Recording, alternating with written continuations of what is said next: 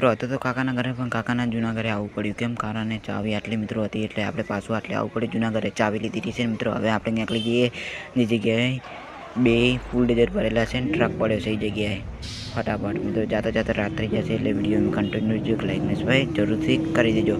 હવે મળીએ આપણે ત્યાં જઈને.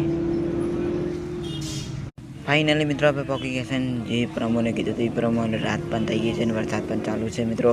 એટલે આપણે ફટાફટ નોના ઘરમાં સુઈ જઈએ એટલી ઘરે વરસાદ બંધ થાય એટલી ઘરે.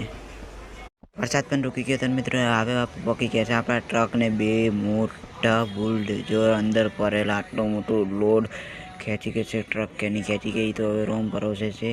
આપણે ફટાફટ લઈને નીકળી જઈએ જે જગ્યાએ લોકેશનમાં આપવાના છે એ જગ્યાએ.